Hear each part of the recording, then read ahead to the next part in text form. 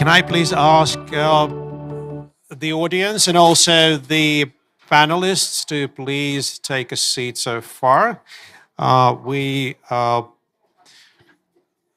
want to start this right now, and I can see the doors are closing in the room. So,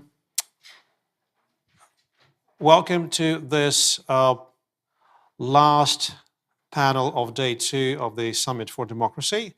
My name is Viktoras Makaros. I'm the Special Envoy on Digital Affairs at the Latvian Ministry of Foreign Affairs, and it's my privilege to chair today's panel, which I'll introduce in a second and also introduce the speakers afterwards. So in 22 and 23, Canada, Latvia, and the Alliance for Securing Democracy co-chaired the Summit for Democracy's cohort on information integrity, and it involved governmental as well as civil society and academic experts. And the main takeaway was the need for democracies to share knowledge and best practices on fostering information integrity. Addressing disinformation, bolstering information resilience, and cultivating and safeguarding an open, free, safe, and secure digital environment. So, building on the cohort's work, Canada and the Netherlands launched the Global Declaration on Information Integrity online in September last year.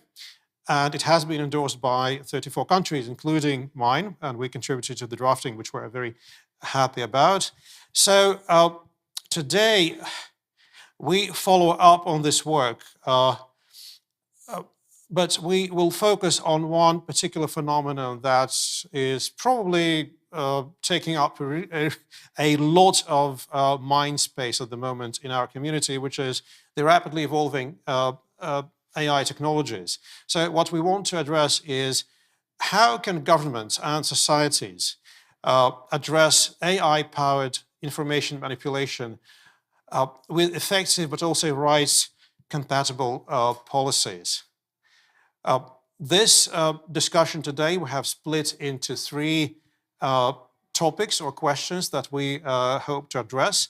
What are the most pressing challenges posed by generative artificial intelligence to our information environments? How can governments and civil society address the risks posed by this phenomenon in the context of the multiple elections that we're having across the world this year? And lastly, how can democracies cooperate? What are the main gaps in efforts to protect information integrity online? A little bit on the procedure. First of all, we have 2 hours, but we also have 8 fantastic speakers. So it means that I'm going to run a tight ship here. I'll be showing this red card to the speakers when they are close to their time limit. The time limits are going to be 5 minutes for the first round and 3 minutes for the second and the third. We will take questions and comments from the room. And the last important point I want to make, this is being live streamed now. So this also means that we need to use microphones when we speak, both the speakers and also the audience. So the panel today consists of representatives from Canada, Chile, Greece, the host country, Korea, the Netherlands, South Africa, the United States, all of these countries together, OECD, and Latvia will contribute by asking, hopefully, the right questions. Now, our first speaker today is going to give a keynote speech and then leave for logistical reasons. So we are going to start with remarks by Alison Peters, who is Acting Deputy Assistant Secretary of State in the Bureau of Democracy, Human Rights and Labor at the US Department of State. And Alison oversees, among many other things, the work on multilateral and global affairs, technology and human rights.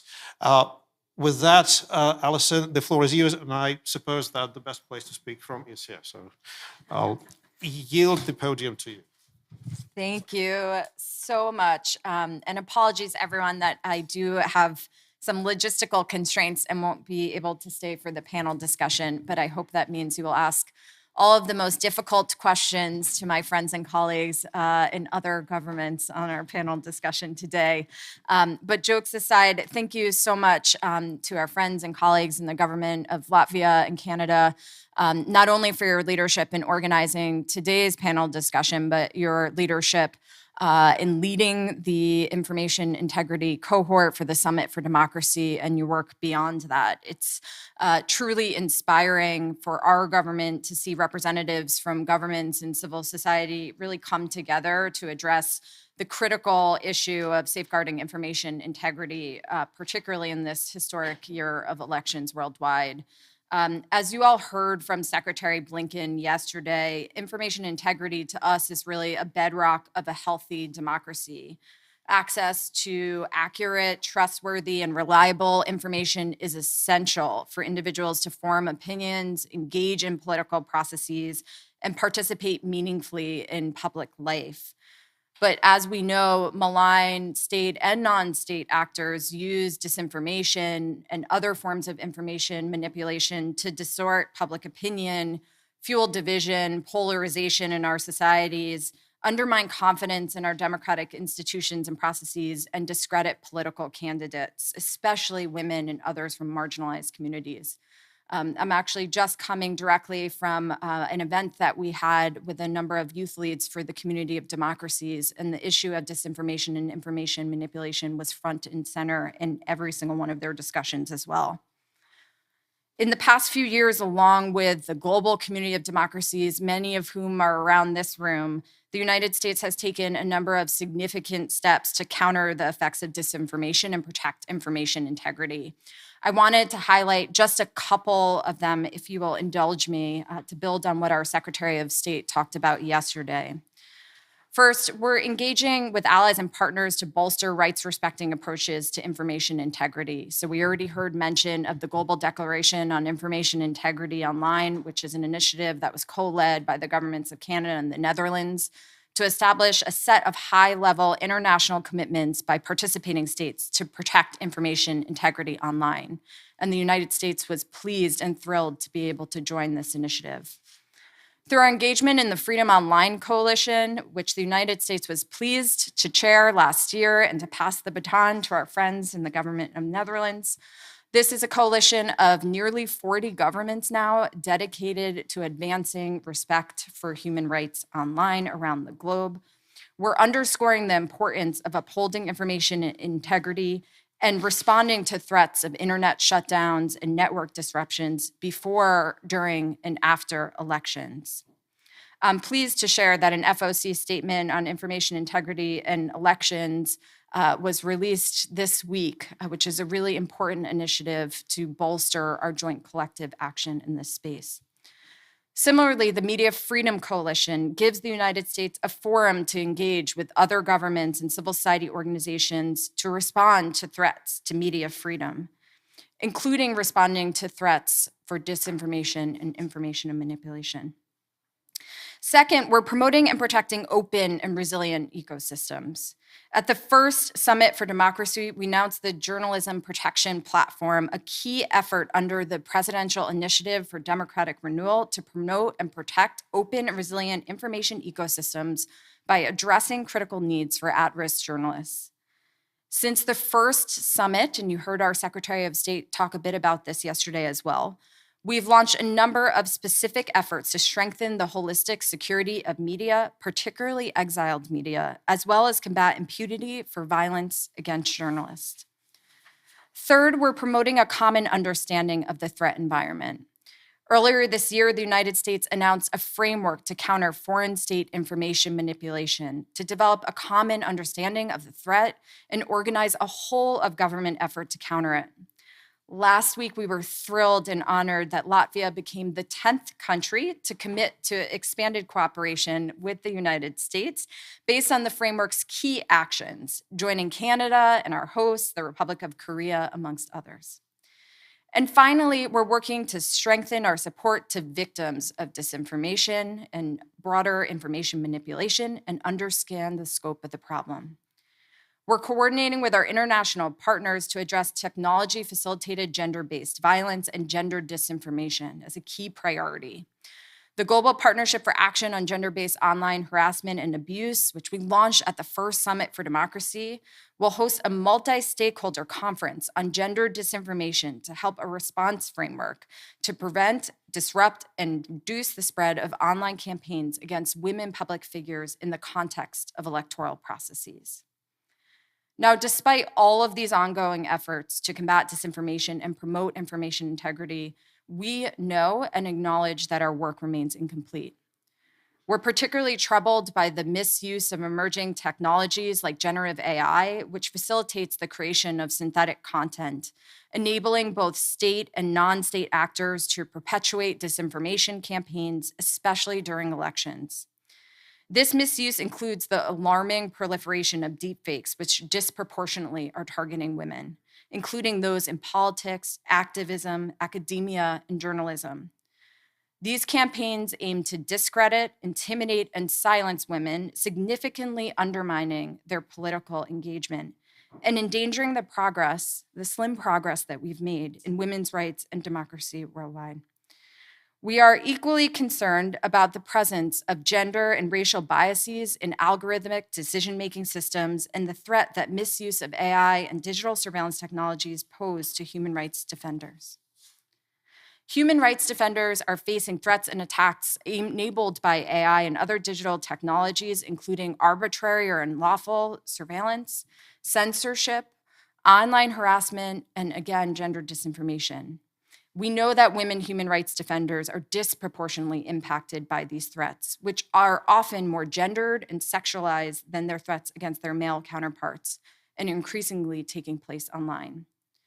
To address these threats to human rights and democracy, the United States just released this week here at the Summit for Democracy guidance to help technology companies prevent, mitigate, and remedy attacks targeting human rights defenders online. This guidance builds upon joint recommendations developed by the United States and the European Union through our Trade and Technology Council, which set out 10 voluntary actions that online platforms can take in partnership with stakeholders to implement more robust support for human rights defenders under threat. We're also working to increase global resilience against deceptive or harmful synthetic AI-generated or manipulated media by working closely with civil society, the private sector, standard-setting bodies, and the international community to harmonize effective authentication and identification standards. And we applaud the efforts of the 20 leading technology companies who signed the Tech Accord to combat deceptive use of AI in the 2024 elections that was launched at the Munich Security Conference in February. We have and will continue to openly encourage the adoption of tools and safeguards to increase the integrity and transparency of the information environment abroad. Related to elections, we know that AI tools can exacerbate the threat of mis and disinformation by making it easier and cheaper to create misleading or abusive content and enable personalized disinformation. We're seeing generative AI tools can make synthetic content, including texts and imagery, that looks more believable and can sow distrust in democratic processes around the globe. We're seeing this undermine voters' ability to form their own informed opinions. Algorithms that dictate the content that's shown on online platforms can enable the spread of more targeted disinformation campaigns and drive political polarization. We also see AI tools that could create new cybersecurity risks to election infrastructure. For example, we are seeing malicious cyber actors who can obtain unauthorized access to electoral systems through convincingly written phishing emails or malware created with the help of AI. While it's important to address the potential negative impacts of AI in elections, we also know that AI hype and sensationalism can itself threaten confidence in our democracies and our electoral processes. Malign actors can point to AI in an effort to deny and dismiss what is authentic and independent media. A false perception that AI-facilitated disinformation campaigns are more prevalent than they actually are could allow authentic political opinions to be characterized as manufactured. We also need to point out in these discussions and state that AI often does not create entirely new problems. Rather, it exacerbates and exposes existing issues, such as political polarization and declining trust in institutions. We have to ensure that the attention, the focus, the rightful attention and focus on artificial intelligence does not come at the cost of addressing these root causes. We also know that artificial intelligence can be used to improve electoral processes, from helping to identify anomalies in voter lists to tabulating paper ballots. AI can increase the efficiency and security of elections administration. Democratic governance frameworks for AI that strengthen and protect human rights play a really critical role in mitigating the risks of AI and promoting this technology as a force for good. That is why, as the Secretary of State highlighted, we are leading the charge in the United Nations and elsewhere to promote frameworks for safe, secure, and trustworthy AI. I should also note in closing that upcoming processes in the United Nations are really an opportune moment for our democratic countries, industry, and civil society to demonstrate the value and strong global support for the multi-stakeholder and rights-respecting approach to technology governance, including on artificial intelligence. I just want to conclude by reiterating the importance of multilateral, multi-stakeholder collaboration for enabling information integrity and strengthening the information ecosystem in support of democratic principles and processes. Despite all of the challenges, and yes, there are many, and we've had many discussions today and yesterday outlining them, along with our partners and allies, an affirmative vision of what rights-respecting AI and healthy online information environments look like is being promoted.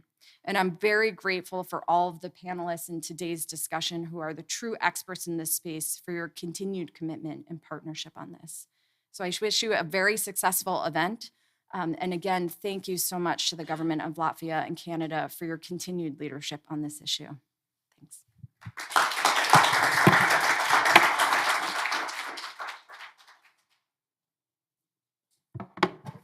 Thank you very much, Alison.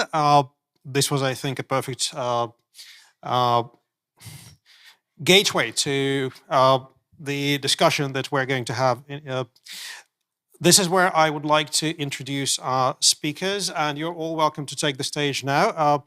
But I'll start the introductions with Ayesha Malets, who is Director at the Democracy Division for Global Affairs Canada and oversees development and implementation of Canada's foreign policy with respect to the protection and advancement of democracy around the world. And prior to this role, Ayesha headed the task force responsible for establishing a Canadian Centre for Democracy. Guus van Swold, Policy Coordinator at the Ministry of Foreign Affairs of the Netherlands, and works with online human rights and democratic values, specializing in digital security and human rights defenders. Vasilis Dosas is Senior Manager and Fellow for Europe at the Alliance for Securing Democracy at the German Marshall Fund of the United States, and his interests lie in European foreign policy and the European Union's global engagement. And Vasilis works with European operations regarding authoritarian interference. Representing our host country, Korea, is Assistant Professor Taeun Song, who is at the Korea National Diplomatic Academy. I cannot mention all the titles, unfortunately, but Professor Song's major field of research is emerging security issues, including cyber and space security, hybrid threats, information, psychological and cognitive warfare, and emerging technologies, as well as influence operations and strategic communications. Justin Ehrenstein, Chief Executive of Code for Africa, which is, I understand, Africa's largest solar technology and open data initiative, staff and labs in 22 African countries, operating the continent's largest forensic analysis teams, tracking foreign information manipulation and interference, and also Africa's largest fact-checking initiative. Paulina Ibarra from Chile is executive director of Fundación Multitudes and was appointed by the president of Chile to be part of the Commission Against Disinformation and leads the Women's Observatory Against Disinformation. And last but not least,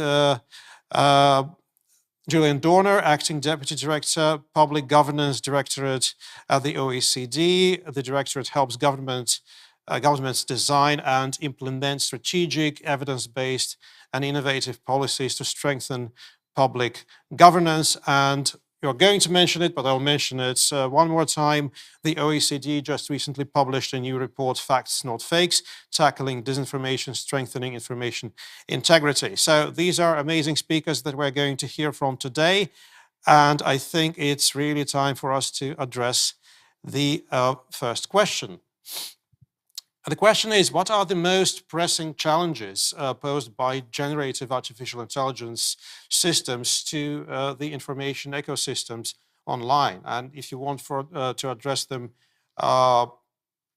with human rights compatible policies, how do you do that? Now, we have government representatives here and also people representing civil society and academia, but you are free to formulate your answers in whatever way you wish, and also perhaps make some actionable suggestions for the governments, but also for civil society and other actors. If we can start with you, Aisha, please. All right. Does that work? First of all, I'll say thank you very much, Victors and colleagues, for our panel, and thanks to all of you in the room for joining us at the tail end of what has been a packed day of really fascinating discussions. I'm pleased to be here on behalf of the Government of Canada, and we'll keep a close eye on the timekeeper, who's been really great at giving us guidance on our keeping our interventions tight. It has obviously already come up a couple of times, but Canada was so pleased to work with Latvia and the Alliance for Securing Democracy and others in the cohort on information integrity through the Summit for Democracy process. It really was a kind of useful time to look at the current information ecosystem and think about ways in which we can continue to address the gaps. The multi-stakeholder model that was so key to that work, I think, has been critical in providing the high-level recommendations that span sort of a whole number of different issues. And for those of you who haven't already looked at the final outcome document, please do take some time, because I think there's a lot of valuable content in there. What I'll say about the question that you've just asked, Victors, is that the threats to information integrity really aren't new. This is a long-standing process and long-standing issue.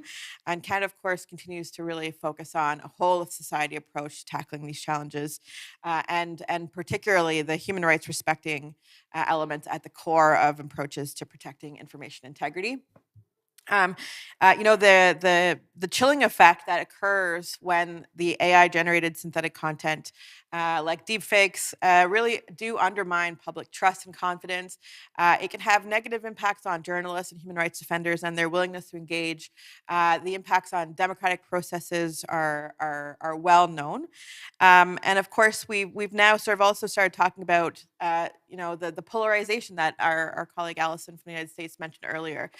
The threats are deepening, they're getting more scary, and we have to really think about how, as governments particularly, we set the guardrails that will help guide how we collectively tackle challenges that are posed by this AI-generated disinformation. In particular, we have to think about how we're detecting, debunking, and removing that content, but also how to ensure that all of those players and all those individuals who have a stake in this are getting the space to participate in those conversations. So how can we make those conversations inclusive and, of course, have human rights at the core of how we deal with those things? Well, thank you, Aisha. And I think it was remarkably short. I tried. I got really worried about the red tags. I thought, fantastic. Keep it tight. Thank you. Leaves more time for discussion. I think Dutch people are really good at being very succinct and straight to the point. You're welcome to try and outdo Canada here. Yes. Well, I think that basically everything that you said before and Alison already said will be reiterating once more. But I can leave it at that if you want.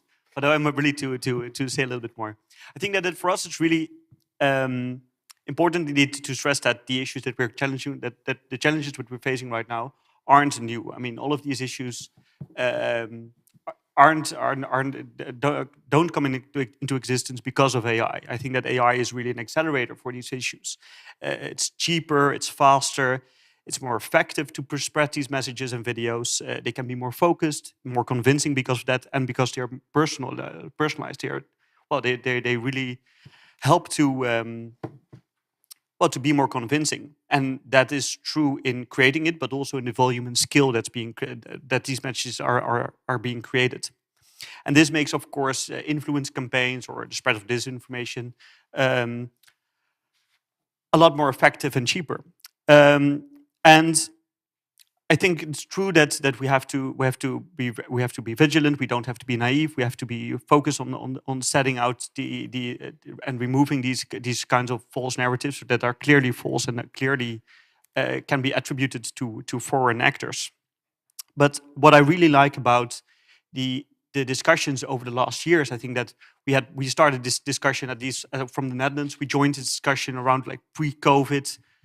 In pre-COVID times and then into COVID times, it was very much a securitized discussion. And we know we've been discussing this. And what I really like about this whole narrative about information integrity, that we really try to give it a more positive spin. We are also talking about removing false narratives, but it's about creating more accurate, trustworthy, reliable information, and doing this in a human rights-based approach, in line with international and fundamental rights. And also really engaging with other stakeholders, having the tech companies, journalists, civil society, academia, joining to this conversation. And I think that really helps us in being more effective in having this, address this in a rightful way. The other thing that I really like is that it's not only about what governments can do on tech platforms, but it's really also about reaching out, creating more civic education, media literacy, digital literacy, like really educating the people on how to address these issues when they face these issues online. Because we are not, at least in the Netherlands, we don't have the body of work within our government to remove all these false narratives. We really also rely on civic resilience to address these issues. But the question is then, what can we do besides those issues? And I think that international corporations, discussions like these, discussions that we have in the OECD are a great segue and a great way of sharing knowledge and creating a normative basis on how to address this. But also, for example, in the EU, setting clear guidelines for companies and setting norms and rules for companies on how to increase transparency, how to be transparent about the algorithms that they're using, create better oversight mechanisms, and create effective and clear indicators of what trustworthy information is. I think those are all great steps that we can do and that are coming forward of this agenda that we created together. Thank you. Well, thank you, Guus. But because we have a little bit of time, I think that governments should not be left off the hook that easily. And I would like to return to you as well on this moment to you. And Guus, now you say that there should be more reliable information, and how you as governments, and forget that I'm one as well, for a second, how are you really going to make more reliable information available? Some people might be skeptical about that bit of language. Yeah, I thanks for coming back to me, because I do want to add, you were asking initially about the threats, and I think the one element I would add is that the more open source AI that we have, the more we can compound a growing problem, right? The bounds become a little bit even less clear. Your question about how government can work on reliable information, I think a big piece of that really is around literacy, and it's on the citizen side, because we can, I don't think necessarily government's fact checking is going to do anything further. If you don't trust your government in the first place, you might not rely on government fact checking. So I do think one of the big pieces that governments do play is around building citizen literacy and better resilience to through awareness, so that they are more citizens are more thoughtful and they're more careful with the information and how they engage with that information as an antidote to an unreliable ecosystem. Okay, thank you. So media literacy. Guus, do you have anything to add to that? How is the Dutch government going to give people reliable information? Well, I think that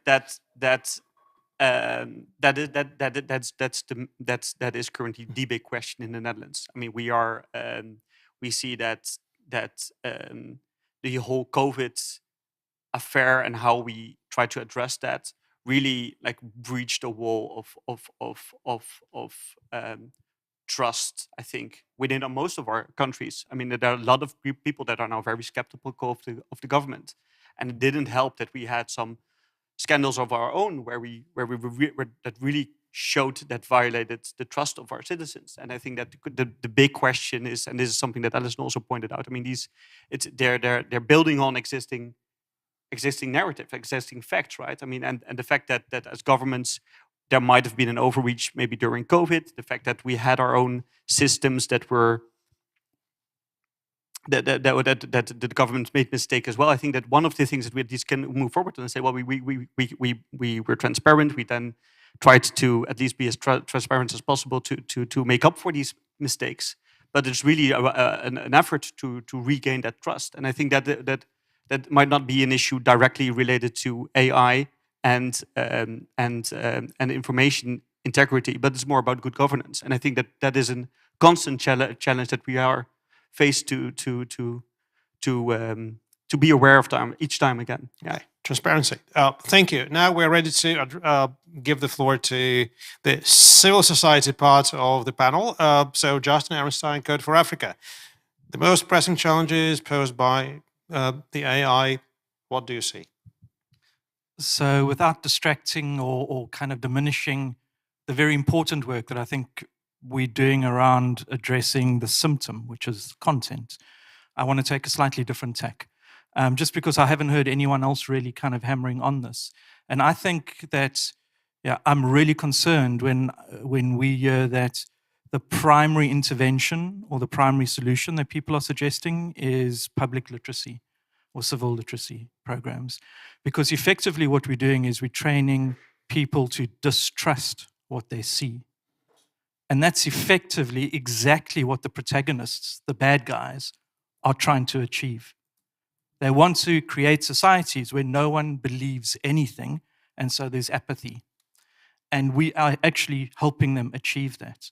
So I would say the big challenge for me is that currently, again, without diminishing the necessary work that needs to happen around it, is that we need to look beyond just being concerned about the content impacts that AI, Gen AI, presents. And I think that I would want to suggest, I'm a former investigative kind of journalist, so I'm speaking from a kind of a self-interested corner, but I think that we need to start looking at the shadow economy and the economic impacts that Gen AI and weaponized content, whether it's disinfo, because increasingly we're seeing protagonists like Russia and others moving on from using falsehood. They're now actually just amplifying genuine grievances and legitimate information that can't be debunked. We need to move on from just focusing on that and rather understand that there is an emerging economic kind of aspect to this. Firstly, there's an economic kind of impact on the watchdogs, on the media for one. Their business models are disappearing. We see social media deprioritizing news on their platforms. We see search, which is kind of the other thing that drives traffic to online media, about to change dramatically, where you no longer get a list of links to news articles. You're going to get a summary with a link to 2 or 3. And so suddenly they're facing a cliff that they're going to fall off in terms of their revenue. So there's that economic revenue side impact that no one's paying enough attention to around IP, around revenue share with the new emerging Gen AI platforms. But in addition to that, the piece that I'm kind of potentially more interested in personally is this dark economy that's emerging.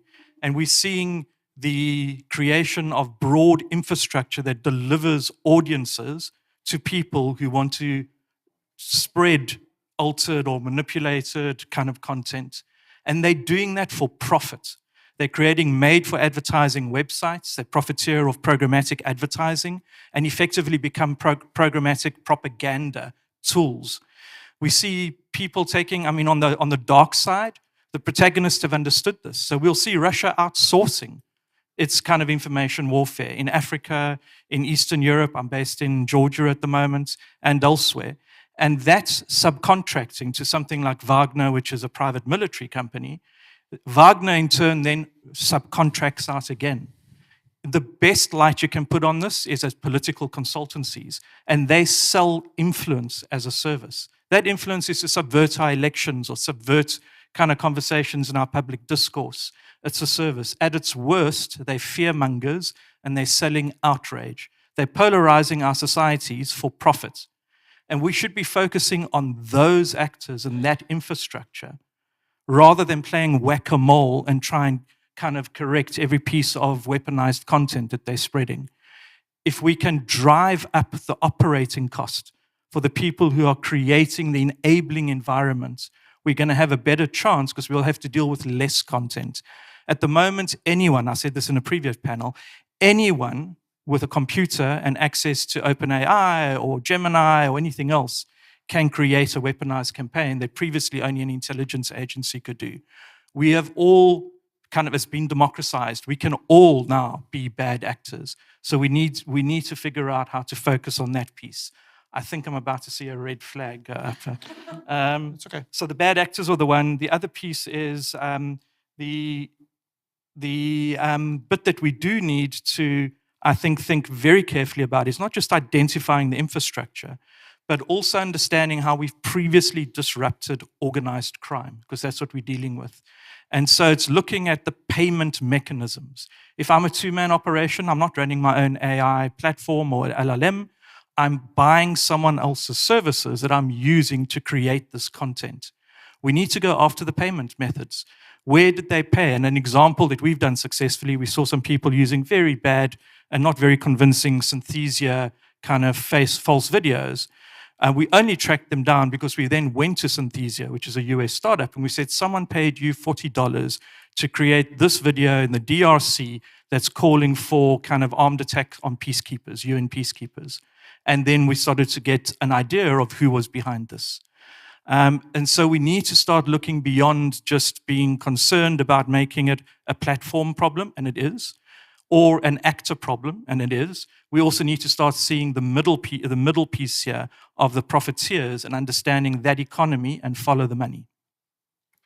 Oh, thank you very much, Justin. Just an additional question. How much synthetic manipulative content can I buy for, say, €1,000, asking for a friend? It depends what you want. I would suggest that you don't even bother with video.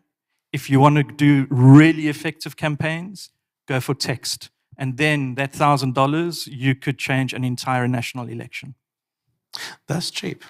Unfortunately, this is being broadcast, so now people know.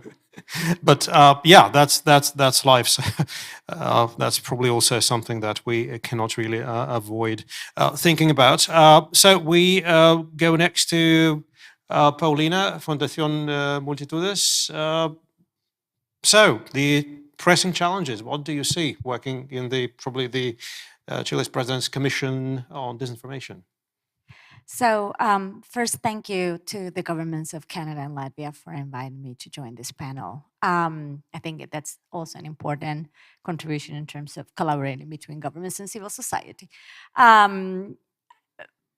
I'm just going to talk from the aspect of gender, which is very important for what we do. And when you look at the challenges, I see several challenges across the board. First is the lack of transparency on AI.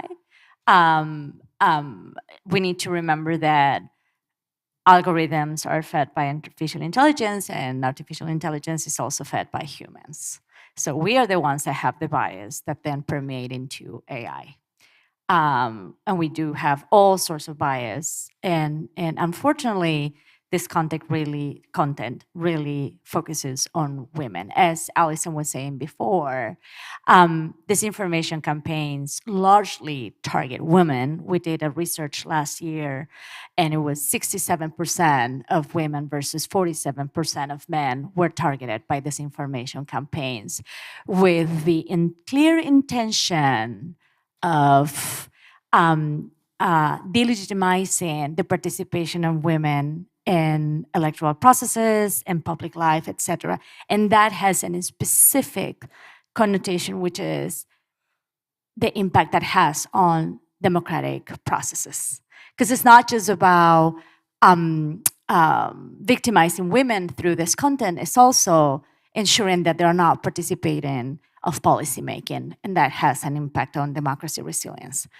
That's the first thing. The second part is transparency. Unfortunately, we don't have transparency and clarity in terms of how social media platforms are working, making decisions, making strategic definitions, and also how they are talking to different governments and different civil society organizations. We're asking here for basic type of transparency, which is who in your organization is making these decisions, so we can sit down, dialogue, talk to them, and further understand what's going on behind the content generation. Third, we're never going to change the business model of big tech companies, and I think we need to really understand that. Not only civil societies, but also governments, big platforms, multilaterals. They are an industry, and we insist on looking at them with a different lens. And with that also, we're not working on regulating, or we're working on regulating from a different perspective, or we're working on regulating very much in an organized way. So the European Union creates the Digital Service Act, creates the Digital Market Act. Google works with the UN, with the European Union. The US just comes out with a new declaration, invites other governments, but there are multiple other governments that they don't have a seat at the table. They can participate in decision-making processes, and they're being highly impacted. I work in Latin America and the Caribbean, and the foreign influence by China and by Russia from an economical aspects and the political aspect also has a concern when it comes to women environmental and human rights defenders. We usually talk about human defenders. We need to start talking about women environmental defenders, where are at the front of the issue. They are the victims, and the concern is that they're being silenced, so they can't defend their communities, they cannot defend their land rights, they cannot defend their families. And at the end of the day, this also goes into the impact that has on democratic values and then democratic processes. So it's just not one challenge. There are multiple challenges around AI, but to me, the most important one is also the understanding that is the underlying problem, and it's not. AI, generative AI, algorithms is part of the problem. It's not the problem, but we insist on having conversations and dialogues about that and how they can be technologically resolved when we know that this is a social, a human, and a democratic issue. So I think that did I go over my 5 minutes? I don't want to see the red carpet come in. And okay, go ahead. So I think it's very important that what governments or what can we do? And I think that digital literacy is one of the multiple aspects, and I think it's important. But we also need to consider that we cannot put more on citizens, or for example, women. I always talk about capacity building programs for women and what we can do and what are the tools that we can offer them. And why do we need to do that? Why can we be working on and strengthening the legal framework in our countries, learning from each other in order to make some changes? And that, I think, is something that governments could do more efficiently. In terms of knowledge sharing and learning from each other's policy making in order to be more collaborative around this issue. Also really looking at the perspective of inclusive policy changes. Oh, the red card came out. Inclusiveness. When we talk about artificial intelligence, once again, let's not going to talk about technology and how can that be resolved. But let's talk about how we can build from the beginning the inclusion in artificial intelligence so it's beneficial for everyone and not having a negative impact as it has. I think that. Thank you, Paulina. Before we go to the next speaker, just very quickly, for someone who has not experienced disinformation targeting women, can you give an example so that I, for example, understand how it might feel? Because obviously in this room you have a 50-50 and some people might not really have the actual feeling of how that works. Well, I think I've been lucky enough not to be a target of disinformation yet. I always use the same example, and I think it's important because it has to do with how it impacts democracy. So, 2 examples. The German candidate from the Green Party, when she started her campaign, she had a 47% approval rate. And through disinformation campaigns, she ended up with a 14% approval rate and losing the election. And that has an impact not only on her, because of everything that it was said, because when it comes to disinformation and women, the content is basically 100% of intimacy, sexual, family connotation. So you're not just destroying that woman, you're also destroying her family, her colleagues, her political party, her impact on democracy. And what's most important is that is done with a specific interest, the intention of delegitimizing not what she's doing, but also the institutions where she belongs. And that's how you can destroy democracy.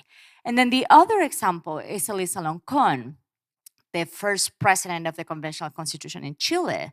She is from indigenous communities, and there were so many disinformation campaigns targeting her that then everyone thought that women's rights were very much related to her and her persona and not everyone's fundamental rights in Chile. So with that we lost, I want to say lost, we lost the first conventional processes. We went into a second conventional process that was also derailed in great part because of this information. So what it feels like is, and again, I haven't personally experienced it, but it's not just what they say about you, but it's what they say about your family. And the intention is to silence you, to silence women that want to go into politics, that wanted to change things, that wanted to be part of policymaking. Thank you very much. I think this was absolutely worth dwelling upon a little bit. Professor Song, from the Korean perspective, what are the challenges posed by AI? How do you see it from here, from Seoul? Okay, thank you for inviting me to this important panel. For South Korea, definitely the biggest threats posed by generative AI is state-affiliated disinformation campaign run by North Korea and China with their malicious intent of interfering in public opinion on South Korea's domestic politics and also major foreign and military policies.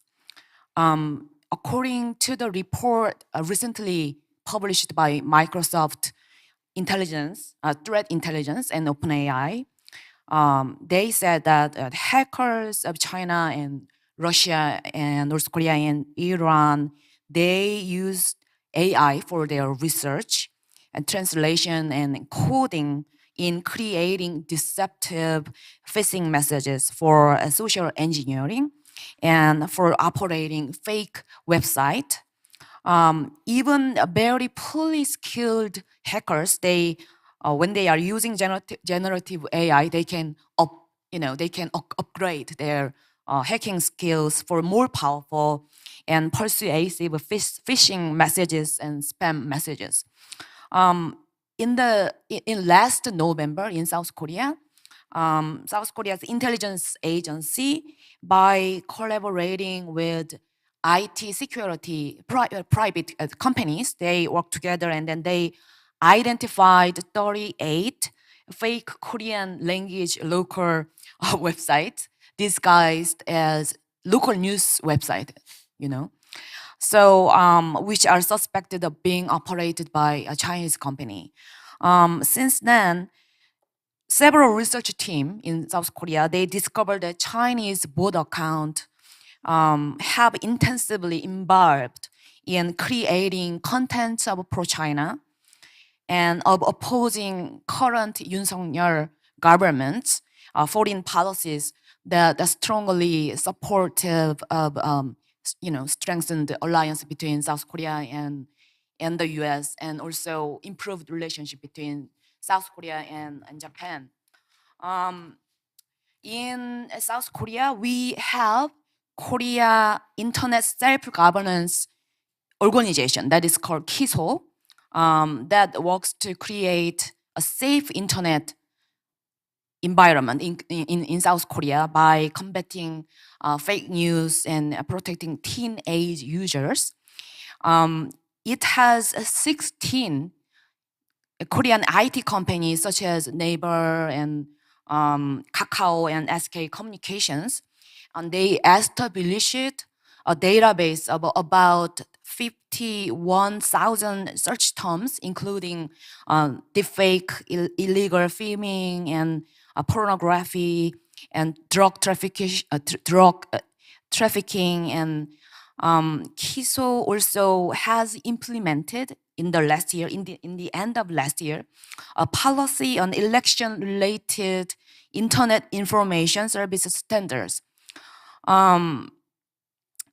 Actually, fighting disinformation is, I think, it is actually for promoting human rights and democracy, because safe internet free from all kinds of illegal activities protect users, of course.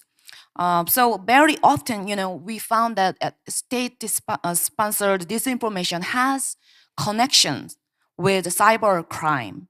Of course, the intent of disinformation campaign is to weaken and disrupt democratic society and trigger subversive movement in order to harm democratic government's political legitimacy.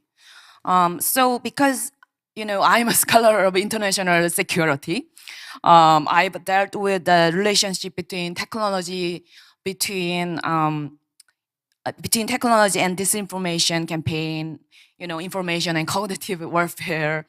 My approach might be a little bit aggressive, I think. But influence operations powered by AI is weaponization of information and narrative. And I think this is a security issue, obviously, and more exactly, cybersecurity issue, if I say more strict term. So as we all have witnessed from the Ukraine and Russia war, disinformation campaign is military operations, right? Okay, as a part of information operations. So I think it is very important for us to look at this disinformation campaign as a security issue. That's what I can say for now. Thank you very much, Professor Song. Just a quick follow-up question. You mentioned one malign actor that is relevant for you. Now, in our region, we obviously face Russia as the main purveyor of disinformation. Has this been on your radar as well in South Korea? You mean the Russian? Yeah, Russian activities. I don't think so, because our experts who studied Russian politics and foreign policy, they can actually convey their messages in the perspective of the Russian government. So I don't think Russia really engaged in disinformation campaign against South Korea. Yeah, okay. We have more attacks from China and North Korea for this issue.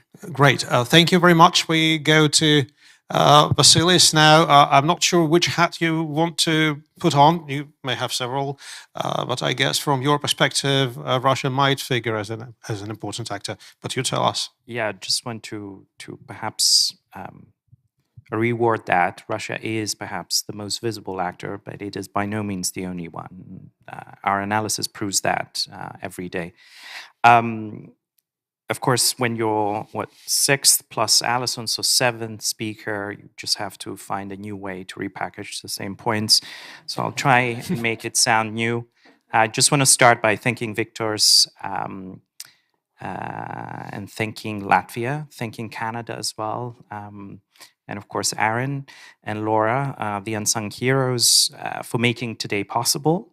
But also on behalf of the Alliance for Securing Democracy at GMF, I also wanted to thank both Latvia and Canada and Latvia for being two fantastic partners in this journey over the past three summits for democracy as co-leads of the Information Integrity Cohort. So I want to start with that, and it's also a testament to the value, the good work of the cohort that we have.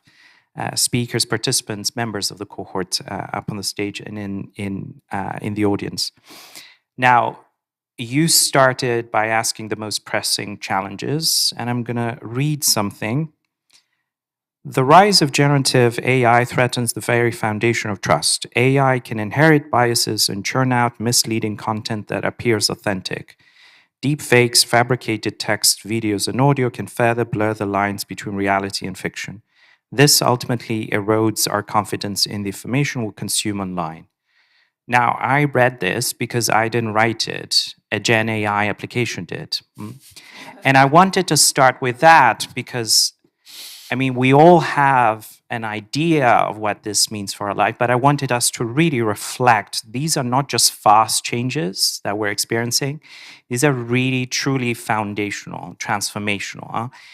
They have the potential to reshape anything we know about human agency, communication, authenticity, credibility, things that have shaped our understanding, our practice, not just in politics, but in human life in general. And it has to be said, as was said, that information ecosystems were under unprecedented strain even before the surge of AI.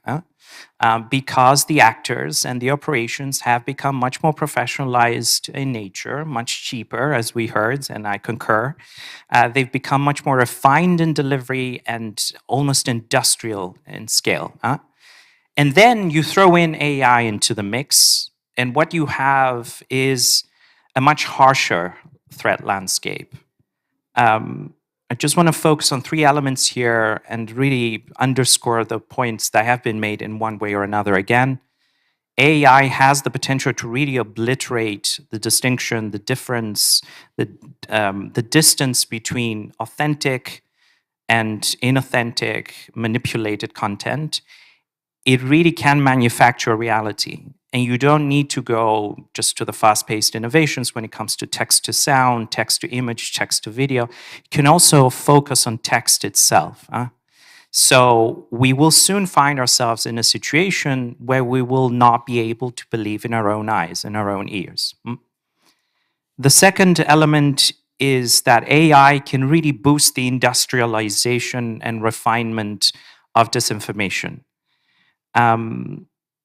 It automates the creation, it automates the creation and the dissemination.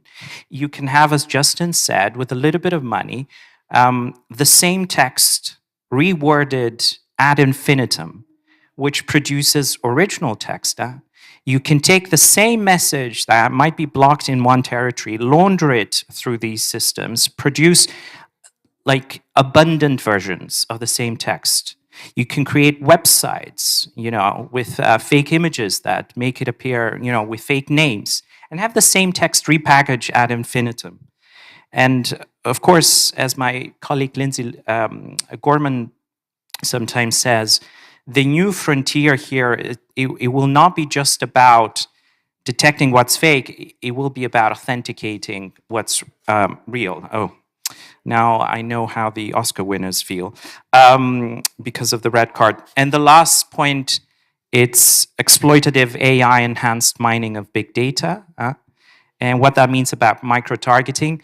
Now campaigns have the potential not just to know who to target, when to best target them, via what medium, but also what message to microcraft to really target and hit bullseye when it comes to someone's biases, vulnerabilities, and emotions. And obviously, the target there, it's not just simply to sway their emotions, it's to sway their decisions and ultimately the vote. Well, what can we do very quickly?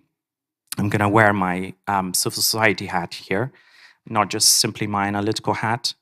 We heard a lot of pronouncements and announcements and commitments at government level from the private sector actors yesterday. I think it's critical that we make sure, we ensure that we're there to apply pressure, that this is done. This is not a thought experiment. We heard Secretary Blinken yesterday talking about the next few weeks and months being critical, what's decided for the next decades. We need to apply pressure. I know, I understand everyone loves change, nobody wants to change. We need to ensure that the change is coming is the change we all want. If we're not in this business, and if we don't ensure that, we're going to find ourselves in a situation where it will be very difficult to put the toothpaste back into the tube. Thanks. Thank you. Thank you, Vasilis. We go straight ahead to Julian. Now, I think you're in the perfect position to conclude this round, I think, because you somehow accumulate the experience of many governments dealing with this. So what's your take? Thank you. I was going to say, well, as the 8th speaker, this is all very difficult, but actually I hope I can add some value here. Thank you so much for inviting the OECD to participate in this panel and also to play a part in your cohort, which has done some excellent work over the last couple of years. So I think my job here is to get practical. The OECD is about supporting governments to take action by bringing together the evidence, the data, the examples of best practices. And that's what we're trying to do. I mean, as you can hear from this panel, there is a vast array of potential responses to this issue. And I think I very much agree with this point that a number of you have made, that AI is just part of a bigger problem. It is exacerbating an already very difficult situation. So I would put that there, and I won't answer the question just on the basis of AI, but about how we support greater information integrity. As you've already mentioned, we've recently put out a report which essentially is really to set the foundations for action.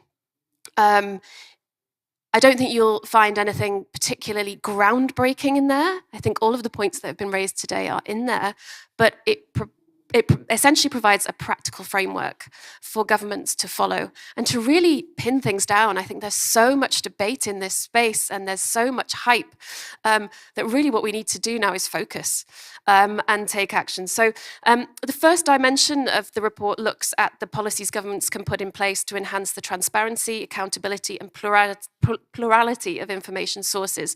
So this is a very big basket. It includes everything from supporting free, fair, and independent media, which is absolutely vital. And I think the point that Justin made around, revenues here is a very important point that needs to be looked at. It includes looking at the role of digital platforms and what we need to do there to ensure that people are playing by the rules. I think I very much agree with Paulina, and this is partly my personal view, that we have kind of been reluctant to set regulation in this space. Now, I know the EU is miles ahead on this front, but I think we've been reluctant, a bit unsure, a bit dazzled by the technology, and perhaps governments feeling that they don't understand it well enough to take action. Now, as somebody who, in my early career, was responsible for the regulation of the financial sector, I know that feeling well. We had no idea what they were up to, and it really came home to roost with the financial crisis. And I think we need to be a bit more confident as governments in saying, okay, a lot of the stuff that's happening here in this space is down to human behavior. And what do we do when we see that there is human behavior that is not going to be suitable for our democratic societies and for the respect of human rights? We regulate. And so I think this is a key question here that needs to be explored further. In this bucket, we also have this question around foreign interference, where transparency is absolutely critical. I won't go into any more depth, but this is another area that we are looking at outside of the report that I'm mentioning now. So there's a huge amount to look at. Then, Justin, I'm very interested to discuss with you further this question about following the payments, because somebody that comes from a finance background, I think you may have a very good point there. The second basket of issues is around fostering societal resilience. Now, the obvious thing to here is to state, as others have stated, is media literacy. But I think ministers made it clear yesterday in the panels that we can't put all of this on the citizen.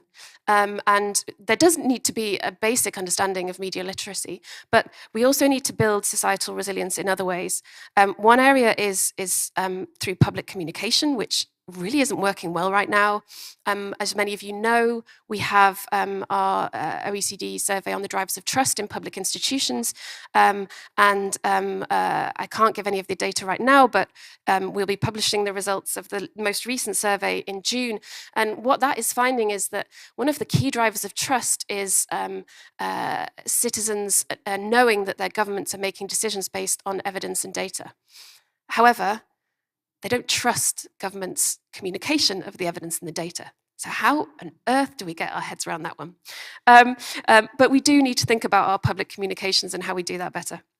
And the other thing is the point that was made earlier, which is around better governance, better public services, just building that trust, but also looking at how we do citizen participation better in our representative democracies. And finally, the last bucket is around upgrading the governance measures. Our governments aren't yet equipped to deal with this problem effectively.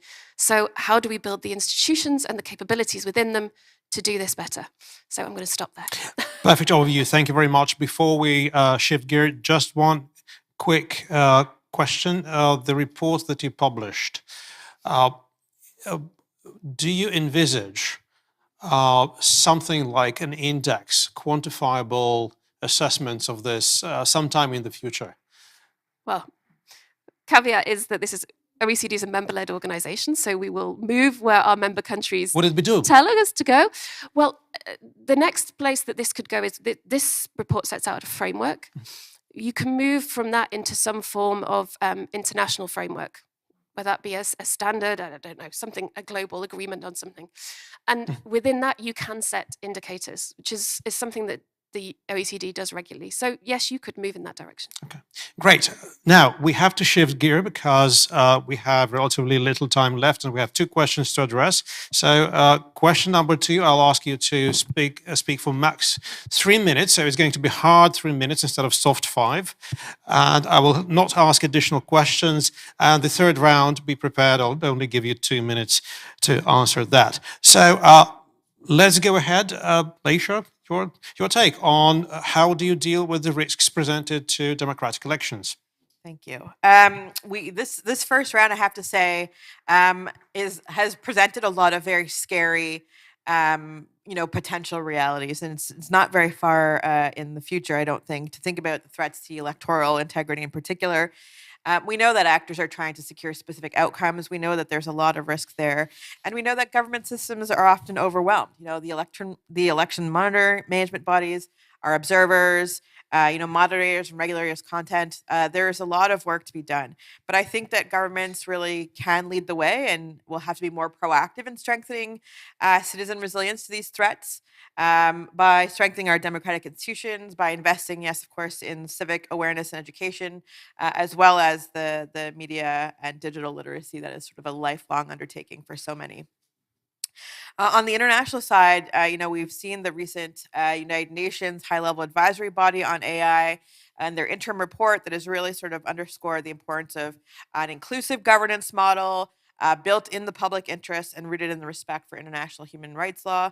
And we in Canada absolutely could not agree more that that is the correct approach kind of moving forward, and what that means in terms of governance around AI. To the point that others have made, more legislation will absolutely be needed. And the more we interact with AI processes in our lives, we will need to make sure that those approaches are also, once again, grounded in international law, and that they're developed in inclusive and transparent ways, particularly accounting for some of the gendered impacts that Paulina spoke to as well. In the Canadian context, we have put in place a directive on automated decision making, for example, and it sets out the requirements for the government of Canada in terms of how to ensure a responsible and ethical use of automated decision systems. We have, of course, heard over the past couple of days, the risks of bias that can be introduced based on the data that's coming in and what's coming out of it. But this directive requires an assessment of those impacts, the impacts of algorithms, the quality assurance on the data and the algorithms, and of course, proactive disclosure, open government, and openness and transparency, of course, being sort of key to building citizen trust, I think, in important ways. And the other piece I would just flag, a really kind of important Canadian contribution in terms of information integrity, has been our G7 rapid response mechanism. Some partners around this table are involved in that, but it's on an ongoing basis to sort of enhance intergovernmental collaboration and with, of course, other stakeholders to identify and respond to those threats to democracy. It does monitor sort of foreign information operations and thinks about electoral integrity in particular.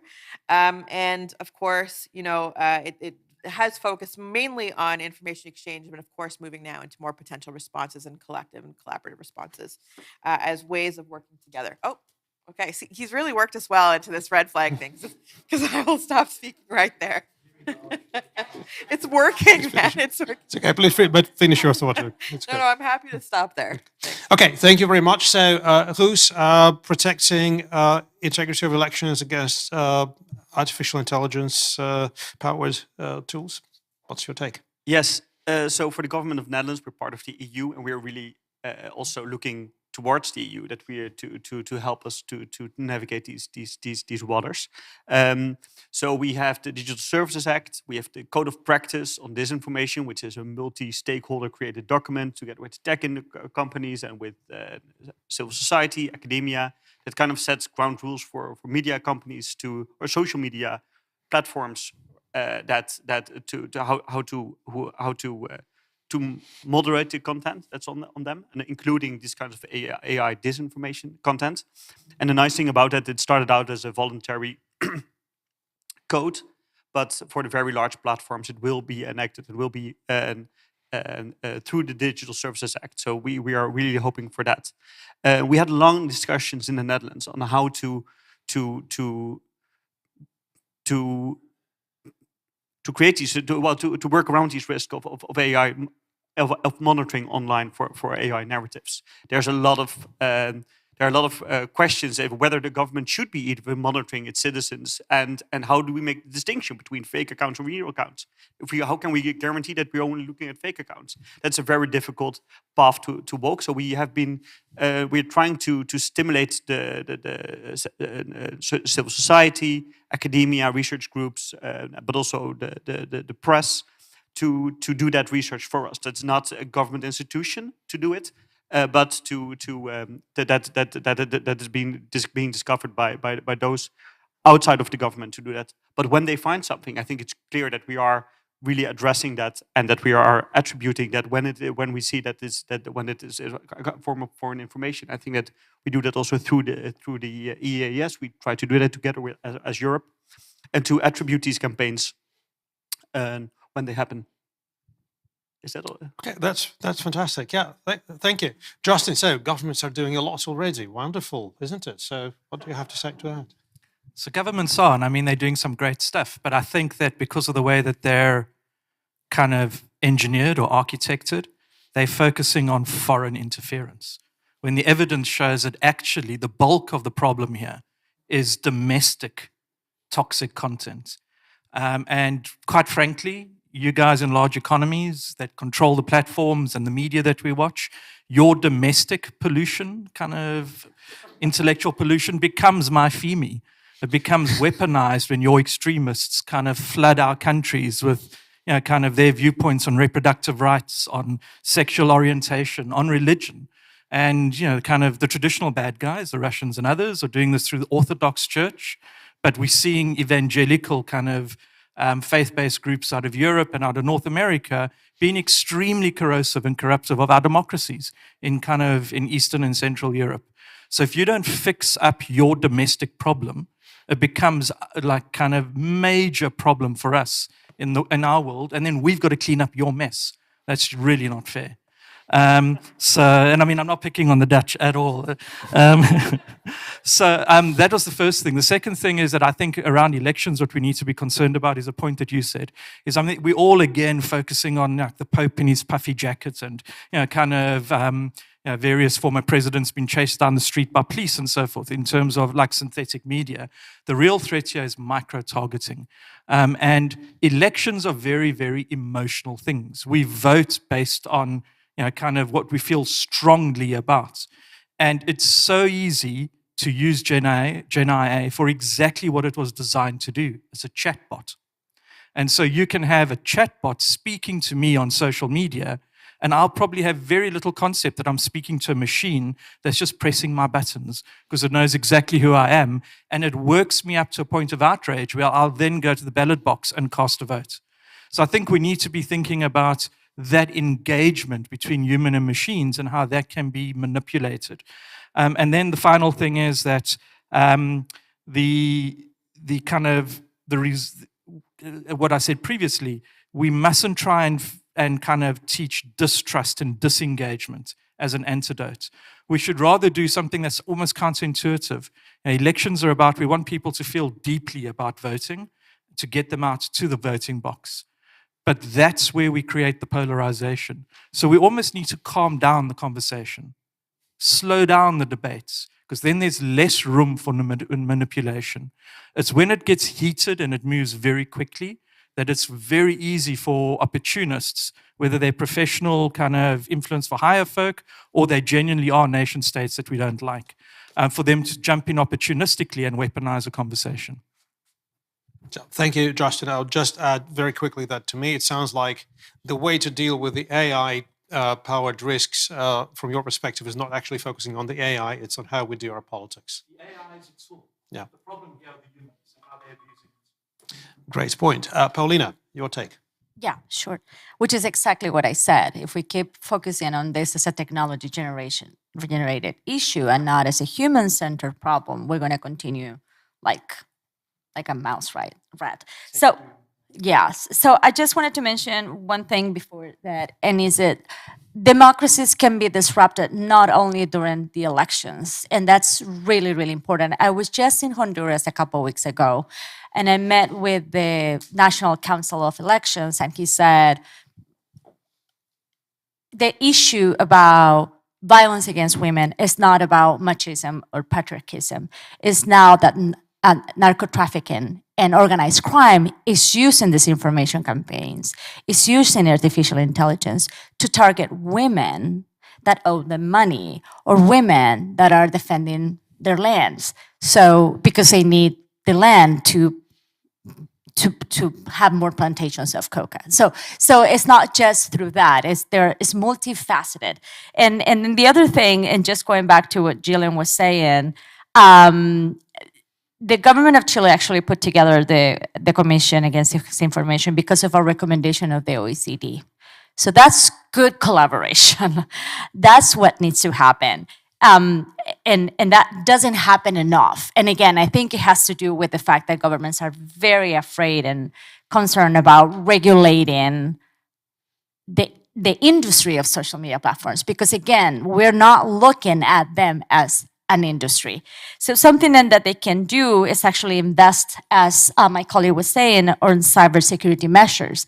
Not to forget that also, this is a data problem issue when we look at women. Women are much more exposed to data leaks than men are, and that leaks is used to then create disinformation campaigns against them. The fact that, for example, my address is not protected or my social security number in Chile is public has to do with the data protection issue, has to do with data mining. It's not so much about looking at this from a silos perspective. So before the red card comes to play. So looking into infrastructure from hacking and cyber attacks, establishing mechanisms for monitoring and responding to disinformation campaigns in real time. That's some of the attributions that governments have. Collaborating with tech companies, that's also very, very important. And then I will emphasize the issue or the solution to strengthen regulations governing political advertising and campaign finance to prevent the spread of disinformation, deceptive content, including requirements for transparency and disclosure of funding sources, as well as restrictions on the use of AI generated during electoral processes. Those are all things that governments can do. The tools are there, the mechanisms exist. You guys need to just stop being afraid of using them. Okay, excellent. Professor Sung, so the Korean perspective on. Okay. Korean government is in the middle of, you know, how can I say, raising this issue publicly, but not really. We are not really in the moment of making real policy because election is coming up and everything is like stopped for this disinformation campaign issue. And in this regard, I actually would like to highlight the US response to this problem, same problem. In the case of the US, based on the agreement between Democratic Party and Republican Party during the Trump administration, this is really amazing.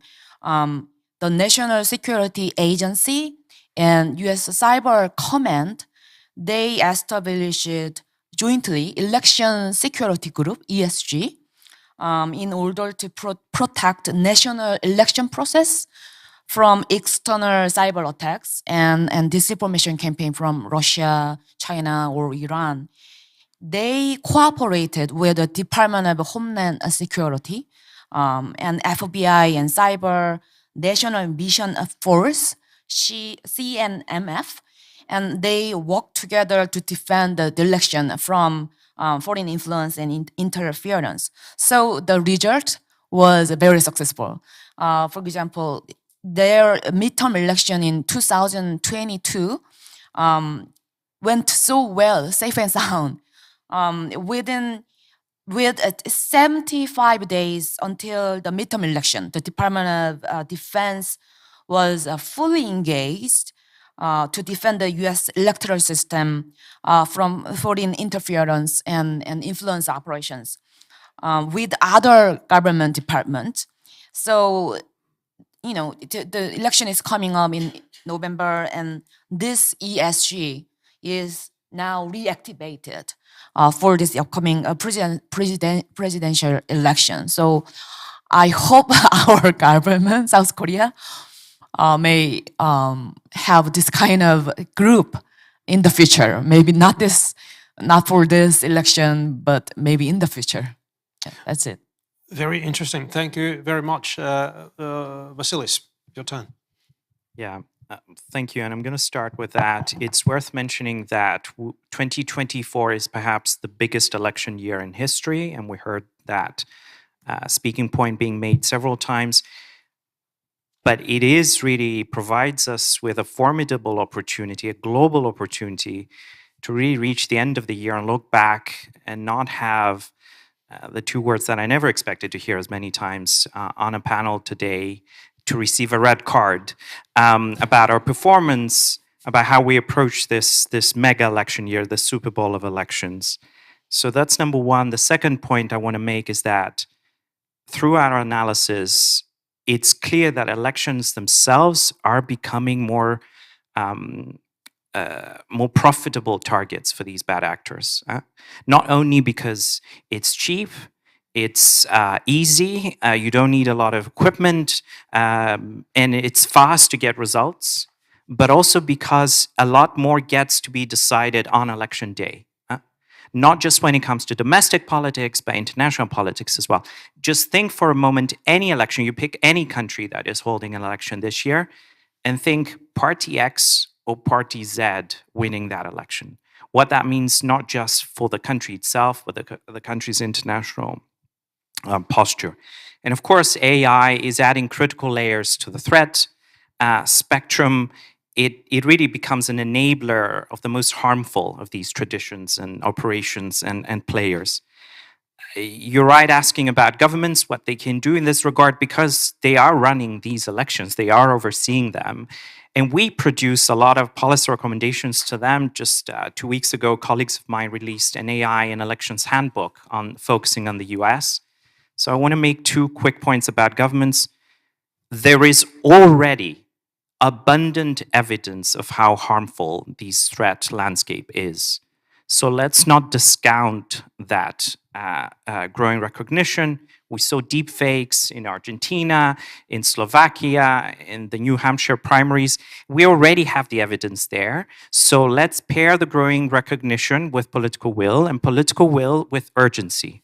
And the second point I want to make, and many other civil society representatives here alluded to that, there is an incredibly rich and vibrant expert community out there with real expertise on cyber, on AI, on election security, and so on and so forth. Let's not put it aside. Let's not use it in a performative way. Let's pair this community, the expertise that's lying there, with election officials, with election procedures, with the bodies that control elections, with raising, yes, I saw the red card. One last point. Bad actors are already doing that. They're combining the best, or rather the worst, of human intelligence with AI innovations. They're willing to spend money to get that. And it would be very counterproductive if we're not as wise as them, as the good actors. Thanks. Thank you very much, Julian. Please. I'm going to be super short because a lot has already been said. But first of all, the elections are just a particularly vulnerable point in the democratic process. So a lot of the measures that we've talked about are absolutely key and apply equally to the election context as they do to normal democratic engagement and decision making. Next, there are things that governments can do in the short term when elections are taking place, and we're seeing that with many setting up kind of through their electoral commissions or additional electoral task force to follow what is going on in terms of AI and non-AI generated mis and disinformation. But I would agree with the point that it's quite difficult for governments to do that, and it could be seen as governments taking a position on the election. So I think it's important that we do fully engage what you were talking about, which is that huge expert community out there. And the one thing I would say about that is it's absolutely critical that academia, civil society have access to some of the information and the data that at the source that is necessary for them to be able to come up with the analysis that we need then to be able to take action. Well, great. Thank you very much. Let's jump to the last question we want to address, and let's do it really in a quick manner, because this is something that I think can be answered with bullet point suggestions. So the third question is about the gaps in cooperation among democracies in terms of protecting information integrity online. For governments, you might want to address the question of how like-minded governments could work together better and advance the issue in the multilateral fora. Okay, there are different, you have like-minded countries, but you also have the UN system, where I think this is increasingly a matter of growing interest from all sides. And also, how do you reach out to a broader group of countries? And if you are from civil society, I would encourage you to speak about the role that you, as civil society and also academia, of course, can play in promoting international norms and also identifying global solutions to this challenge. And you're obviously interested in a stronger multi-stakeholder approach. Probably not going to be debated. Question is, how do we achieve it? And Aisha, again, let's start with you, and just 2 minutes. I will keep a close eye on time. I think what I'll focus my intervention in this question is around a really impressive Canadian contribution, which is the Global Declaration for Information Integrity online, which is our contribution towards constructing and building sort of a multi-stakeholder approach to protecting and promoting a healthy information ecosystem. It builds on a number of initiatives, including the work we've done with ASD, the Paris call, and is hopefully complementary to existing and ongoing initiatives at the UN, for example, the Global Digital Compact, and the information integrity, the UN Code of Conduct on Information Integrity.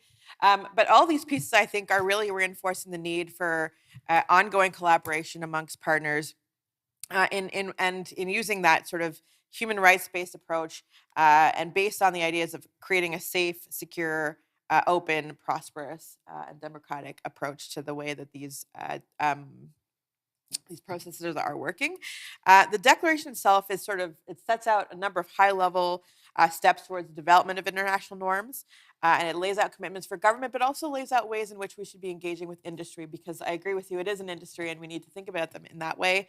But it is also hopefully going to help us set out the right ways in dealing with the challenges of AI and the generative AI piece, which we are going to have to tackle as a collective if we do want to have some success in that way.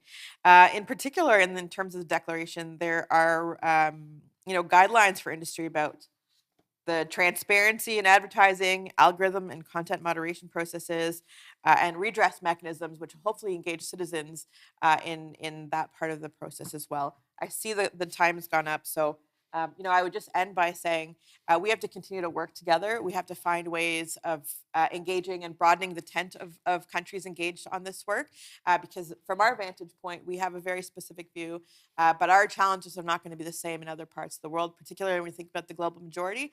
And so a more collaborative and multi-stakeholder approach is probably the key. That's great. Thank you, Aisha. Goose. Well, gaps in cooperation. I just made a small list of things that we're trying to engage with. So we have the OECD helping both with the IGO, which focuses on AI, and an information integrity Disinfo Hub. We have the FOC that's working on this in two different, in general, but also working in two different task forces on this. We have the CAI that finished up last Thursday after 15-hour negotiations, which is the European Council Committee for AI. We have the Global Declaration, of course. We have the Global Partnership on AI. We have the RRM. We've got the IPCSD. We've got the G7 Hiroshima process. We have the UN high-level body on AI. We have UNESCO that's doing great work on AI and ethics. But as a small country of the Netherlands, we are trying to cross a bridge. We see 12 different bridges that are being built. And it's very difficult for us which one will be the most steady to cross this river on. And I think that's the biggest challenge for us. I mean, it's very difficult to prioritize with everyone trying to create their own issue. I mean, we've got the Forum for Information and Democracy that also really tries to tackle this issue, but also really ties it into the revenue stream discussion. Great work, but it's just really a lot. And what I do see is that all of these discussions are taking place, but we do already have a long-standing discussion, almost reaching now, I think, for 15 years, which is the Internet Governance Forum, which is a little bit a small player, like lying in the side of the corner somewhere of this building of different initiatives. But that's a group of people that has the expert knowledge on technology, that's really multi-stakeholder, built on. It has technical community, academics, civil society are all there. They're trying to discuss this as well. They had a great report last year on AI. And I think the bad thing is that's happening in Riyadh this year. So it's not the best place to discuss democracy, maybe. But I think that's too many options. I think you should help us or advise us which one to pick. That would be great from my side. Oh, thank you. I think you spoke about congestion, rather about the gaps, but it's also, I think, very valid and useful observation. Over to you, Justin. So I think a lot of the stuff that you're doing in Europe actually applies and is useful in Africa. We use GDPR as a blunt tool, including when we're dealing with some of our partners in North America, and DSA in the same way as well. So a lot of this early stuff that you're doing is genuinely useful at a global level, not just as standard setting, but as at implementation. But I think the point I want to make, though, is that the bad guys who are abusing Gen AI and any other digital tool, they don't all live in some mythical kind of Mordor, in some dark realm, kind of over the kind of the mountains in Eastern Europe or something. Bell Pottinger is British. Cambridge Analytica, British. Kind of Percepto, Israeli company that I investigated, Israeli. They sell kind of influence for hire. The guys who make Pegasus, Israeli. Their clients in Africa to subvert elections were French, to subvert the elections in Burkina Faso before the kind of the 2 coups that came as a result of that. So again, the point here is that let's stop looking beyond the Mediterranean and beyond kind of the borders of kind of our common markets. We need to clean up the stuff inside. They're fueling a lot of the harm that is created outside of North America and Europe. And we would love to help with that, to share the impacts that people in your world, who you can easily litigate and you can easily regulate. And you can act against. We can share some of the evidence of the harm that they're creating. Thank you. Paulina. Promise I'll just go almost like through a list. So the first one is, go back to what you just mentioned, the gaps in cooperation.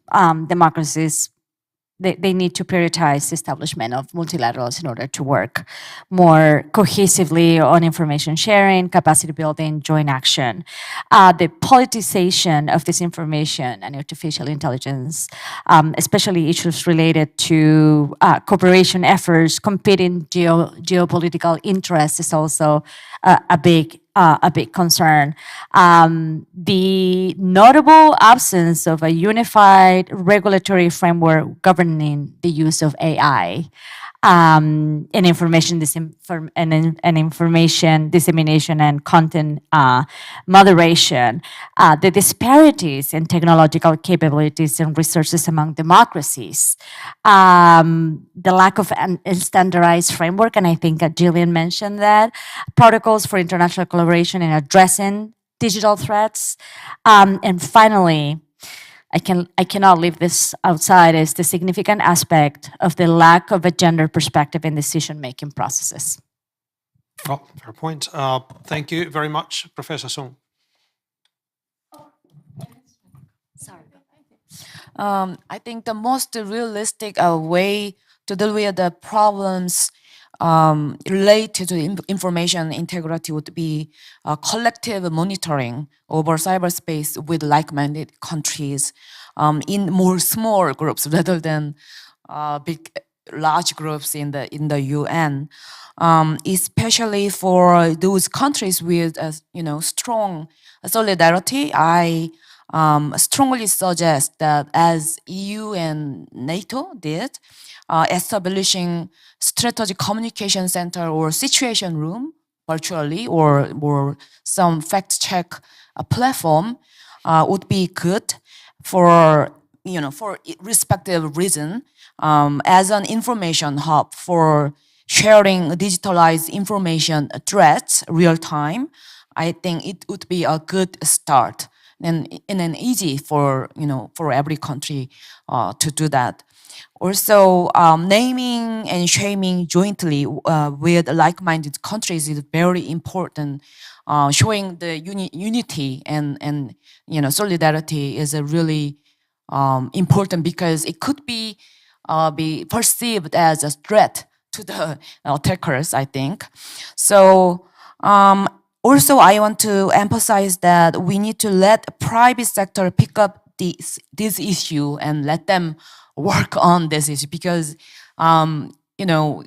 cleansing cyberspace is really, really hard for government. We cannot do that, right? We cannot do every small work. And I think, because when I think about Meta and Google in the US, they have a big market for IT security, and then they do a lot of things for this. And then I think having some market for this work would be very more effective than government does. Okay. Thank you very much. Vasilis. Thanks. I mean, it's clear, even by virtue of these 5 presentations, there are gaps in terms of situational awareness, in terms of willingness to understand that the problem doesn't only lie beyond one country's borders. There's gaps in terms of maturity, regulatory progress, situational awareness, capacity, and political urgency. And there are also gaps when it comes to realizing how critical a role civil society has to play. And the role of civil society is critical all the way from detecting the problem, cutting through the attribution fog, because if our analysis is used and used properly, it can help reap maximum reputational damage on these bad actors, all the way to building resilience.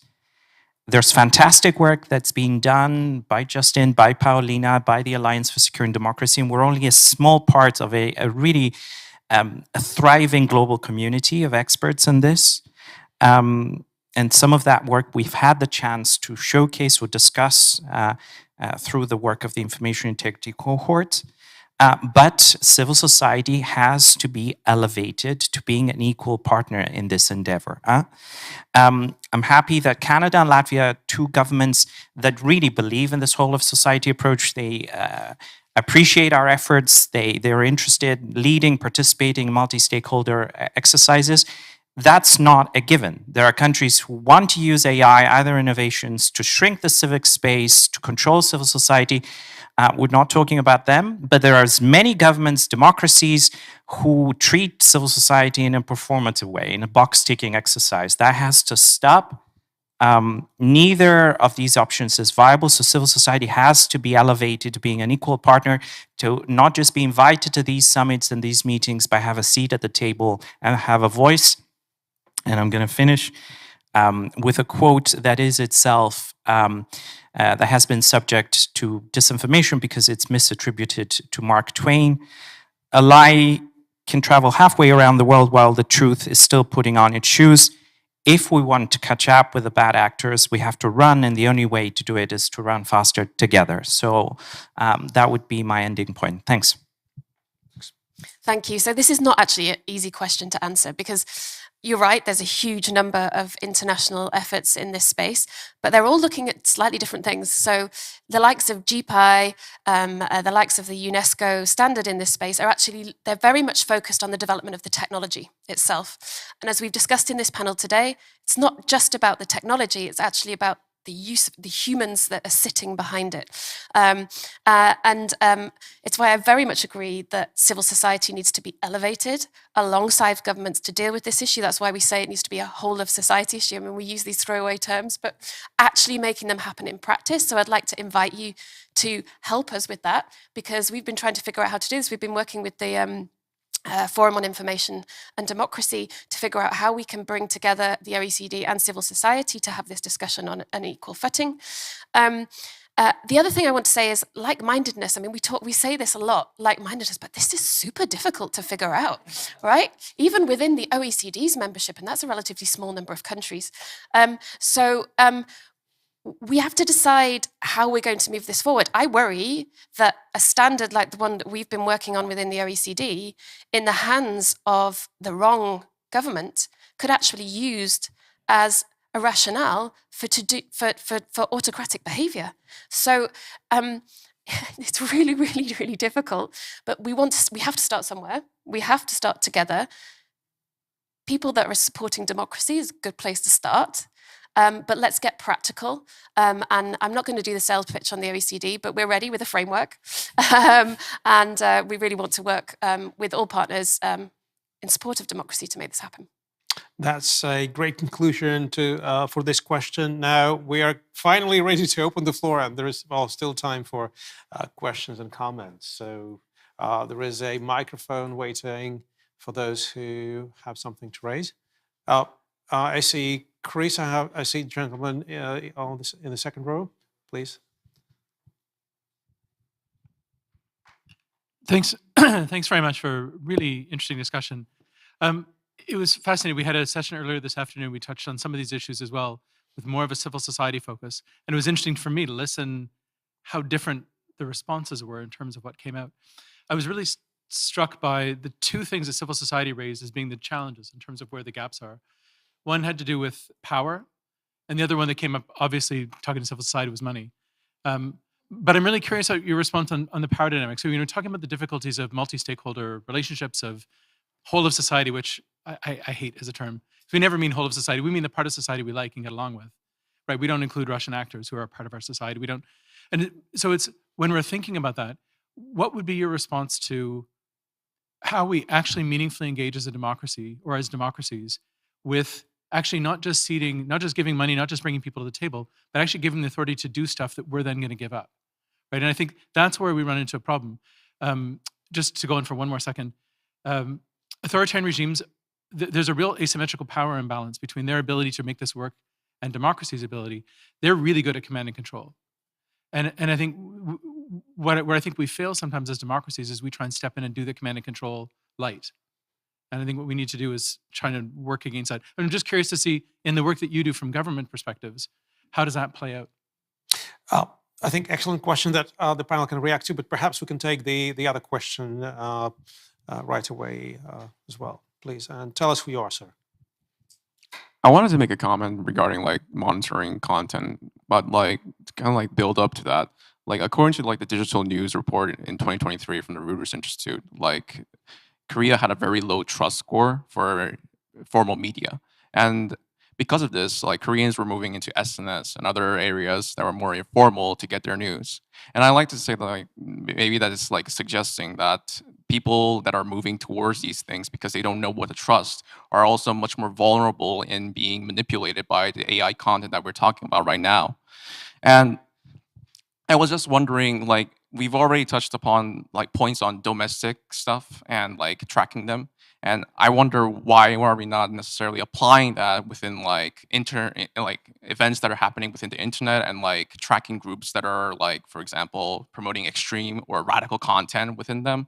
Because I think that's like kind of like the human issue that has been being talked about right now. Like when people talk about 4chan, for example, in America, like everybody just goes, oh, they're just a secluded community. They don't really have a lot of impact on the other stuff. And like even in Korea, where like there is a major cafe or like major internet community, which contains like, I don't know, promoting severe misandry or misogyny, like people don't talk about that or ignore it. And I'm just saying, like, if you're talking about bad actors getting empowered, like who better than those communities exactly? And if we do not monitor those communities, like how are we supposed to prepare for that? So I'm just wondering if like any governments or like organizations are working in monitoring that kind of perspective or groups. Well, thank you, sir. Would you please tell us who you are? I'm Brian. I'm just a student. Great. I think there is a lot to react to, and you're welcome. And who will start? Please. I'll start. Well, obviously, I don't represent a government, so I'll let the government colleagues navigate that. I just want to react to Chris's point. Augustine, what you said about governments and so many different initiatives running in parallel, just multiply that by 1,000, and that's the landscape that we're facing at the civil society level.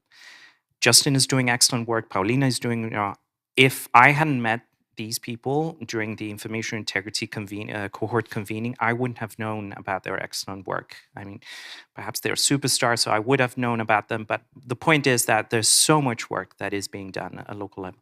So I think if I were a government, I would invest in connecting the dots, making sure that a meaningful, small part of that community comes together, discusses, puts to good work and produces something meaningful.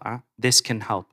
So I'll leave it at that because I see fragmentation not just in processes that involve governments, but very much so on what's happening at the civil society level. Okay. Okay, please go ahead. Briefly, and piggybacking from what Vasily said, that ecosystem that comes also from civil society is creating a competition among civil society organizations. Like I feel that if I'm not here, then I'm missing out. If I'm not there, I'm missing out. And we only have limited resources. So I think it's important, as Vasily was saying, and everyone is saying it here, connecting the dots. Just also going back to Chris, Chris invited me to take part of the CONI project, which is this connectivity tissue that is getting built, not just reinventing another network, but really connecting different networks and understanding what others are doing. And that is really tremendously important because it doesn't, because it talks specifically about collaboration, not only between civil society, independently of governments, but among all the different stakeholders. And going back to the question, I'm sorry, I didn't catch your name, Ryan. I think we are. I think that the resources are limited, and also we need to be very, very careful in terms of how much monitoring we can do, at least from civil society organizations, among those issues, because then we can, sexually diverse groups, religious groups, etc. That's also where the frontier or the gray line is in terms of freedom of expression. So we got to be extremely careful about that. Okay, great. Justin, and then we, okay, or whatever you want. So just a very quick follow-on on that. So agreed completely. There's only so much attention, and the people who are doing this in an industrial kind of weaponized level are trying to firstly outrage and then distract us, and so that we burn all of our resources. And hundreds of initiatives means that they're winning. And conferences. And conferences. But Brian, to your question is, and you've already touched on it, is that the reason why there's this focus on foreign is that the governments who are working on this are very concerned about censorship. And so the moment they start focusing on domestic, then it starts becoming a freedom of speech issue. And that's because they're focused on the content, rather than focusing on behavior that is covert or is illegal or is in other ways harmful. And so a way of getting around that kind of freedom of expression issue is to maybe look at some of the other behaviors that are actionable. So I think that's the one point. The second point is also that those communities have learned how to use Web3, and they've gone dark. So often they're actually invisible completely. They're on the Fediverse and they're elsewhere. And we're seeing extremists like Al-Shabaab and others copying that behavior now. Well, thank you for taking my point. No, I would answer the other way around. Brian, to your point, I think that at least for the Netherlands, and I think this is true for a broader side of Europe, we do make a distinction between like illegal content and legal content, where extremism up to a certain point is considered legal, and it's very difficult for us to monitor. Once it becomes discriminatory, it's clearly illegal, and then we have the room and the opportunity to act. And the reason being is indeed we are very scared of overreach. We're very scared of censorship. We are very scared of monitoring and surveillance. And these are the issues that we don't want. I mean, if we wanted that, I could have chosen another government to work for, where I could do those things. And to the others, sorry, to the sir who asked the first question. I mean, that's the way at least where we work with civil society. We try to circumvent this discussion to support civil society, press groups, etc. To do that monitoring towards, and we did that last elections, for example, for the Dutch elections. We didn't go out to monitor the systems themselves. We supported groups to do research, to look forward to it. And once a narrative would have come up as very influential, that would be the moment, and it would become news. Then we would have enough reason to react as a government, and we've been trying to debunk a few narratives in that respect. But we could only do so once there has been a proper discussion about that. Yeah. Maybe I'll add very quickly, just based on some work they've done in the past. I didn't talk about it in this panel, but I did speak about it in another one about Canada's efforts to counter foreign interference in our elections. And it's coming to your point, Brian. There was a really kind of a moment where we were saying, the same tools that we would have as a democratic government, we have to think about how they would be used on the flip side by authoritarian governments. And so we think we're doing it in the best interest of trying to, minimize, dangerous, unhealthy content or polluting content or disinformation in the space. And those same tools, the same frameworks that we would have been put in place in the hands of other governments would be really much more problematic. And so it's a very fine balance to be walked about how to maintain freedom of expression, how to create an environment, an ecosystem, a healthy information ecosystem without unnecessarily trampling on freedom of expression or trampling on the rights of citizens who do have an ability and a right to express themselves, particularly in democratic and electoral processes in that space. Totally take the point about a number of different sort of competing initiatives moving at the same time and what that means for civil society capacity. I would just echo as well and say public service capacity and government capacity is equally challenged in the same way. And so, we're very much attuned to the idea of working collaboratively, and I think there's a lot of goodwill in this room, and there's a lot of desire to make progress, and we've always managed to find ways to do that, despite the exhaustion, despite the resource restraints, and despite the other challenges that come our way. But I think if we continue to build on that goodwill and find the ways to work in and around the systems that we have, that's the only way forward, because there's no slowing down this giant monster that's moving forward, and we just have to do our best to get ahead of it as a collective. And the whole society language, I know it's not the best, but it really does reflect a desire for inclusivity and how we tackle challenges. Great, thank you, Aisha. And now, anything from those who haven't spoken yet? If not, I think this is a perfect place to end. So to go back to Chris, I think there is going to be more conferences to go to, which is good. We love actually meeting each other, so it's a good thing. On this very positive note, I think we've had an amazing discussion, and I suggest a round of applause for our fantastic panelists. Also, really many thanks to those of you in the audience, because this has been a long 2 hours, but really useful, and also to all those people who helped us prepare and run this, whom you don't see, who are behind the scene, but have been really, really important. And last point, I think you're going to be able to see this on YouTube. There is a link on X, and you can rewatch it if you want. There are so many good points made. So I hope we revisit this issue again soon. Thank you very much and have a nice evening. And thanks, of course, to Victors for running the tightest ship ever. Yeah. We are 1 minute early, people. Perfect timing. Absolutely, please, yes.